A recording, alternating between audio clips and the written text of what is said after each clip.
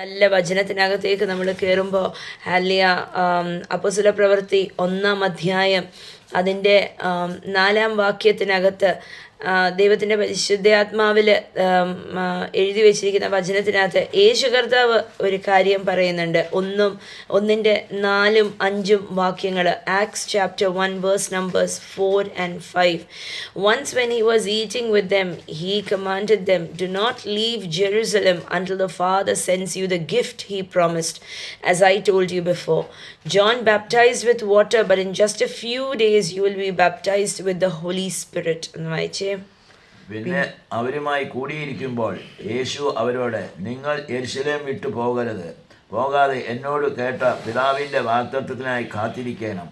യോഹന്നാൻ വെള്ളം കൊണ്ട് സ്നാനം കഴിപ്പിച്ചു, നിങ്ങൾക്കോ ഇനി ഏറെ നാൾ കഴിയും മുമ്പേ പരിശുദ്ധാത്മാവ് കൊണ്ട് സ്നാനം ലഭിക്കും എന്ന് കൽപ്പിച്ചു. ആമേൻ, സ്തോത്രം. അവിടെ നമ്മൾ ശ്രദ്ധിക്കേണ്ട കാര്യം, മലയാളം ട്രാൻസ്ലേഷനകത്ത് കുറേ വാക്യങ്ങളൊന്നും ശരിക്കും അതിൻ്റെ പൂർണ്ണ രൂപത്തിലൊന്നും വരാറില്ല. നിങ്ങൾക്ക് അല്പ ദിവസം കഴിയുമ്പം എൻ്റെ പിതാവ് നൽകുന്നത്, അപ്പം നിങ്ങൾ ജെറുസലേം വിട്ടുപോകാത്ത എന്തിനാ? എൻ്റെ പിതാവ് നിങ്ങളോട് വാഗ്ദത്തം ചെയ്ത് ദാനം, ഹല്ലേലൂയ, അതൊരു ദാനമാണ്. വാഗ്ദത്തം ചെയ്തതെന്ന് മാത്രമല്ല, വാഗ്ദത്തം ചെയ്ത ദാനം. അപ്പം ദൈവം വാഗ്ദത്തം ചെയ്ത ഒരു ഗിഫ്റ്റാണ് പരിശുദ്ധാത്മാവ്. ഹല്ലിയ. അപ്പം പരിശുദ്ധാത്മാവിനെ ലഭിക്കണമെങ്കിൽ യേശുവിനെ വിശ്വസിച്ചാൽ മതി. ഹല്ലേലൂയ. ഒരു ഗിഫ്റ്റിന് വേണ്ടി നമ്മൾ ആരെങ്കിലും പൈസ കൊടുക്കുമോ? നമ്മൾ ആരെങ്കിലും എന്തെങ്കിലും കൊടുക്കുമോ? ഒരു ഗിഫ്റ്റ് സൗജന്യമായി കിട്ടുന്നതാ അല്ലേ? ദാനമായി കിട്ടുന്ന. അപ്പം വാഗ്ദത്തം ചെയ്ത ദാനമായ പരിശുദ്ധാത്മാവ്. ഹല്ലിയ. ഈ പരിശുദ്ധാത്മാവിനെ ലഭിക്കാതെ നിങ്ങൾ യെരുശലേം വിട്ടു പോകല്ല് എന്ന് യേശു കർത്താവ് യേശുവിൻ്റെ ശിഷ്യന്മാർ പറഞ്ഞു. അപ്പൊ ഈ ദാനം നമുക്കും ഇന്ന് അവകാശമുള്ളതാ. ഹല്ലേലൂയ. ക്രിസ്തു യേശുവിലൂടെ അബ്രഹാമിനുള്ള സകല വാഗ്ദത്തങ്ങളും നന്മകളും പരിശുദ്ധാത്മാവ് എന്താ ചെയ്യുന്നത്? നമുക്ക് നൽകുക. സ്തോത്രം. ഇന്ന് യേശു കർത്താവാണെന്ന് പറയണമെങ്കിൽ പരിശുദ്ധാത്മാവില്ലാതെ ആർക്കും യേശു കർത്താവാണെന്ന് പറയാൻ പറ്റത്തില്ല. ഹല്ലേലൂയ. അപ്പം ഇന്ന് യേശു കർത്താവാണെന്ന് പറഞ്ഞാണോ ഇന്ന് ഈ വചനം കേൾക്കുന്നത്? അങ്ങനെ പറഞ്ഞവരൊക്കെയാണോ ഇന്ന് വചനം കേൾക്കുന്നത്? അന്ന് ഉറപ്പ് വരുത്തിക്കോ, നിങ്ങളുടെ അകത്ത് പരിശുദ്ധാത്മാവ് ഉണ്ട്. ഹല്ലേലൂയ. പരിശുദ്ധാത്മാവ് കൂടാതെ ആർക്കും യേശു കർത്താവാണെന്ന് പറയാൻ പറ്റത്തില്ല. അപ്പം പരിശുദ്ധാത്മാവ് അകത്തുണ്ടായിട്ടാണ് യേശു കർത്താവാണെന്ന് പറയുന്നത്.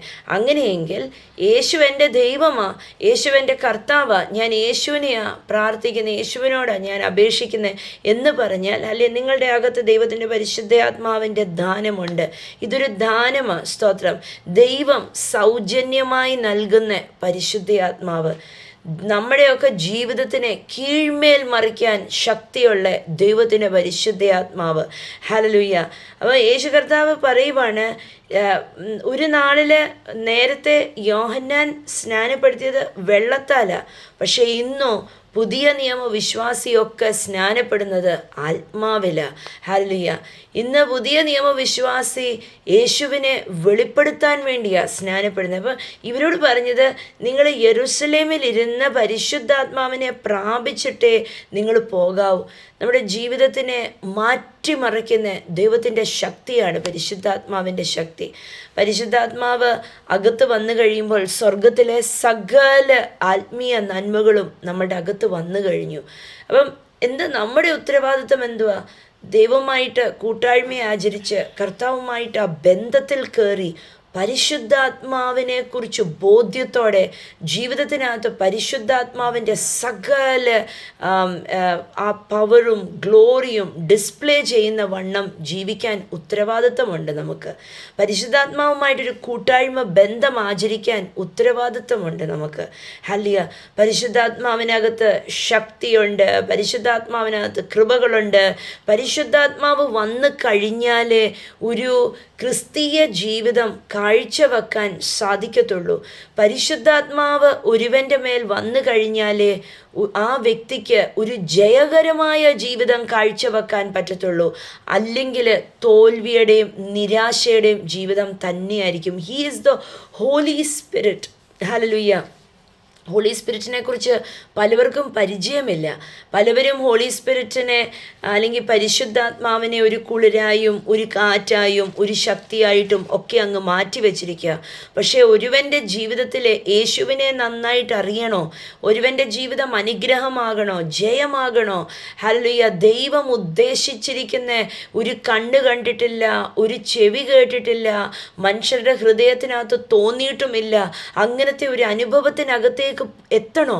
അങ്ങനെയെങ്കിൽ പരിശുദ്ധാത്മാവുമായിട്ട് കൂട്ടായ്മ വേണം, പരിശുദ്ധാത്മാവിനെ കുറിച്ച് ബോധ്യം വേണം, പരിശുദ്ധാത്മാവിൻ്റെ ശക്തി ജീവിതത്തിനകത്ത് വെളിപ്പെടുന്നത് കാണണം. ഹല്ലേലൂയ, പരിശുദ്ധാത്മാവുമായിട്ട് കൂട്ടായ്മ വേണം. ഹല്ലേലൂയ, ഈ ലോകത്തിനെ ജയിക്കുവാൻ നൽകിയിരിക്കുന്ന ദൈവത്തിൻ്റെ ആത്മാവിൻ്റെ ശക്തിയുമായിട്ട് അമേദ്യ ബന്ധമില്ലെങ്കിൽ ഹല്ലേലൂയ, ജീവിതം മൊത്തത്തിലൊരു തോൽവിയായിരിക്കും, നിരാശയായിരിക്കും, ഒരു യൂസും കാണത്തില്ല. ഒരു വ്യക്തി ക്രിസ്തുവുമായിട്ട് തൻ്റെ യാത്ര തുടങ്ങുന്നത് തന്നെ പരിശുദ്ധാത്മാവിൻ്റെ കൂട്ടായ്മയ്ക്കകത്താണ് തുടങ്ങേണ്ടത്. ഹല്ലേലൂയ, പരിശുദ്ധാത്മാവുമായിട്ടുള്ള ബോധവും പരിശുദ്ധാത്മാവുമായിട്ടുള്ള ബന്ധത്തിലും ഒക്കെ ആയിരിക്കണം ഒരു വ്യക്തി ആത്മീയ ജീവിതം കൊണ്ടു നടക്കാൻ. എന്നുവെച്ചാൽ നമുക്കൊരു ജയകരമായ ഒരു തോൽവിയില്ലാത്തൊരു ആത്മീയ ജീവിതം വേണോ? പരിശുദ്ധാത്മാവ് ഇല്ലാതെ തോൽവിയുടെ ജീവിതമേ കാണത്തുള്ളൂ. ഹല്ലേലൂയ, പരിശുദ്ധാത്മാവിൻ്റെ കൂടെ നടക്കുന്നെങ്കിൽ തോൽവിയല്ല, പക്ഷെ അവിടെ ജയമാ. ഹല്ലേലൂയ, പരിശുദ്ധാത്മാവിനെ കുറിച്ച് യോഹന്നാൻ സുവിശേഷം 14-ാം അധ്യായത്തിനകത്ത് 26-ാം വാക്യത്തിനകത്ത് യേശു കർത്താവ് ഇങ്ങനെ പറയാം, but when the father sends the advocate as my representative, that is the holy spirit, he will teach you everything and will remind you of everything I have told you. ഇതുകൊണ്ടാണ് യേശു കർത്താവ് അപ്പോസ്തല പ്രവൃത്തിക്കകത്ത് തൻ്റെ ശിഷ്യന്മാരോട് പറയുന്നത്, നിങ്ങൾ ഇവിടെ ഇരുന്ന് പരിശുദ്ധാത്മാവിൻ്റെ ശക്തിയെ പ്രാപിച്ചിട്ടേ നിങ്ങൾ ഇറങ്ങാവൂ. എന്താ? പരിശുദ്ധാത്മാവ് നിങ്ങളുടെ മേൽ വന്നു കഴിയുമ്പോൾ കാര്യസ്ഥന, അഡ്വക്കേറ്റ്, എനിക്ക് വേണ്ടി സംസാരിക്കുന്നവനാ, പിതാവായ ദൈവത്തിനെ റെപ്രസെൻറ്റ് ചെയ്യുന്നവനാ പരിശുദ്ധാത്മാവ്. അല്ലേ, ഈ പരിശുദ്ധാത്മാവ് നിങ്ങൾക്ക് വേണ്ട സകലതും നിങ്ങളെ പഠിപ്പിച്ചെടുക്കും, നിങ്ങളെ സകലത്തിനെക്കുറിച്ചും ബോധമുള്ളവരാക്കി തീർക്കും. ഹല്ലേലൂയ, ഇതില്ലാതെ ശുശ്രൂഷ ചെയ്യാൻ പറ്റത്തില്ല. യേശുവിന് അറിയാമായിരുന്നു തൻ്റെ ശിഷ്യന്മാർക്ക് ശുശ്രൂഷിക്കണം എന്നുണ്ടെങ്കിൽ പരിശുദ്ധാത്മാവിനെ ലഭിക്കാതെ ശുശ്രൂഷയ്ക്ക് ഇറങ്ങാൻ പറ്റത്തില്ല. സ്തോത്രം. അതുകൊണ്ടാണ് നമുക്ക് യോഹന്നാൻ സുവിശേഷം 14-26 ഒന്ന് വായിച്ച് കേൾക്കാം. ജോൺ 14:26. എങ്കിലും പിതാവ് എന്റെ നാമത്തിൽ അയക്കുന്ന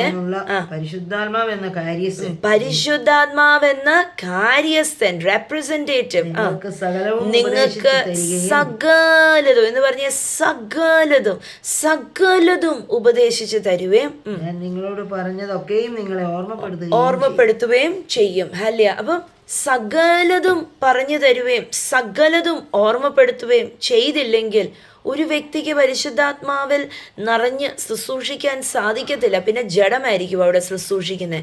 അതുകൊണ്ടാണ് യേശു കർത്താവ് അപ്പോസ്തല പ്രവൃത്തി 1-നകത്ത് ഈ ശിഷ്യന്മാരോട് പറഞ്ഞത്, നിങ്ങൾ യെരൂശലേം വിട്ട് പോകുന്നെങ്കിൽ ദൈവം നിങ്ങളോട് വാക്ക് പറഞ്ഞ് ദാനമായ വാഗ്ദത്തമായ പരിശുദ്ധാത്മാവിനെ ലഭിക്കാതെ പോകല്ലേ.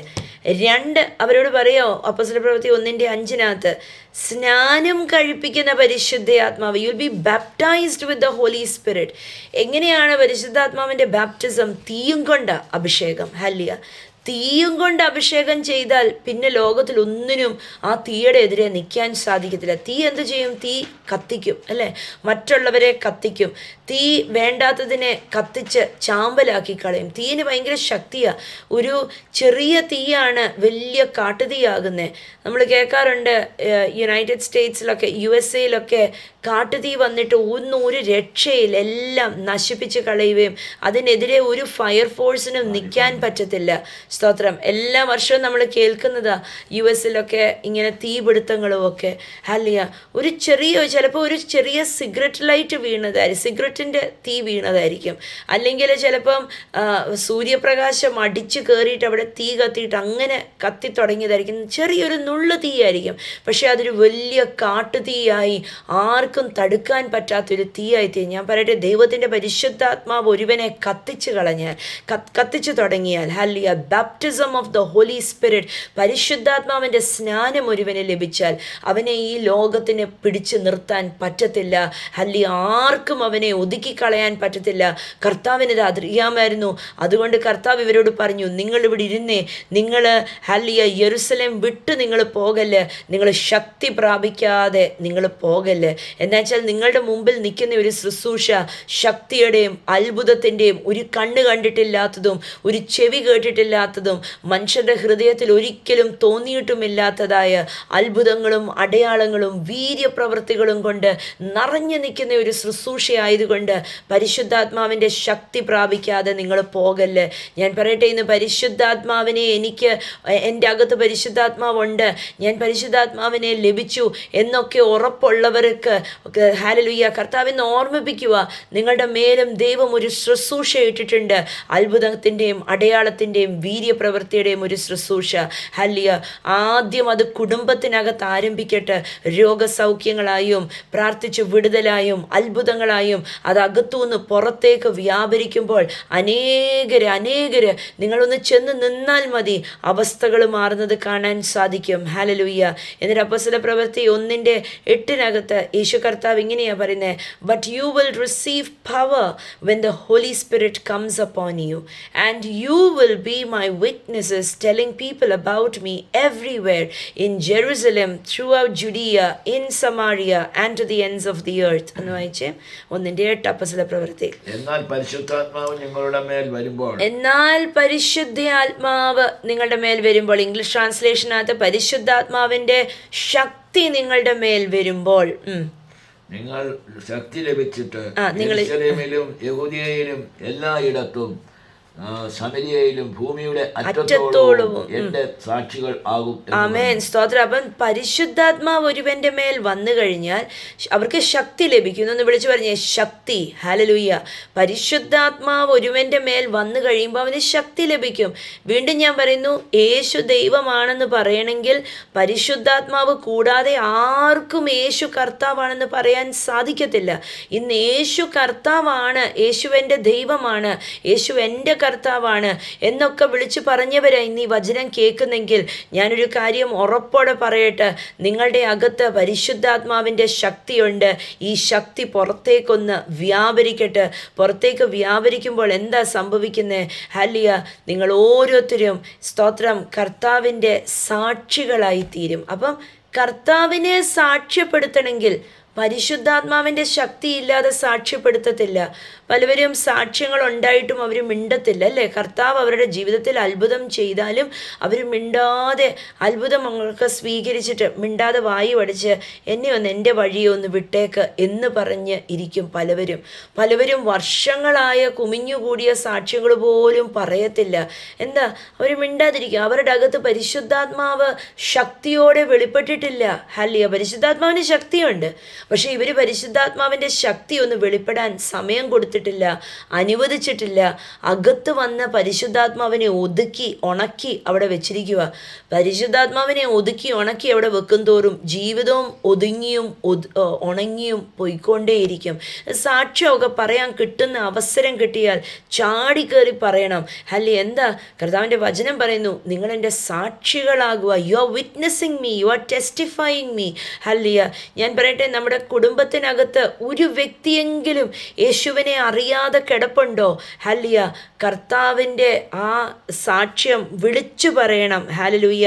അനേകരോട് ഹല്ലേലൂയ അത് വിളിച്ചു പറഞ്ഞാലേ ഈ ദൈവത്തിൻ്റെ സത്യസുവിശേഷം നമ്മളിൽ നിന്ന് പുറപ്പെട്ട് ലോകത്തിൻ്റെ അറ്റത്തോളം എത്തത്തുള്ളൂ. ഹല്ലേലൂയ. കർത്താവ് വരാതിരിക്കത്തില്ല.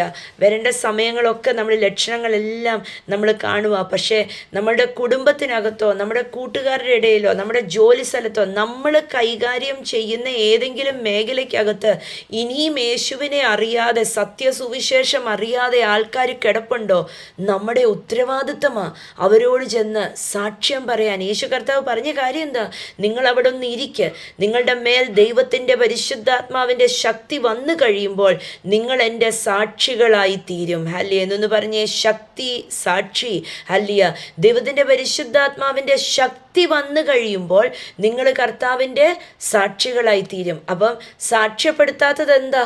ശക്തിയില്ലാത്തത് കൊണ്ടാണ്. പക്ഷേ സാക്ഷ്യപ്പെടുത്തുന്നതോ പരിശുദ്ധാത്മാവിൻ്റെ ശക്തി ഉള്ളത് കൊണ്ട് സാക്ഷ്യപ്പെടുത്തുന്നു. പരിശുദ്ധാത്മാവിൽ ആശ്രയിച്ച് ഹല്ലേലൂയ സാക്ഷ്യപ്പെടുത്തുന്നു.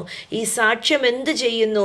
ഒരു റിപ്പിൾ ഇഫക്റ്റ് ഉണ്ടാകും. നമ്മൾ വെള്ളത്തിനകത്തോടൊരു കല്ലെടുത്തെറിഞ്ഞാൽ ശ്രദ്ധിച്ചിട്ടുണ്ടോ? ഒരു മിണ്ടാതെ ചലനമില്ലാത്തൊരു കുളത്തിനകത്തോട്ട് ഒരു കല്ലെടുത്തൊന്ന് എറിഞ്ഞു നോക്കിക്കേ, എന്താ സംഭവിക്കുന്നത്? ഒരു റിപ്പിൾ ഇഫക്റ്റ് ഉണ്ടാകുന്നല്ലേ?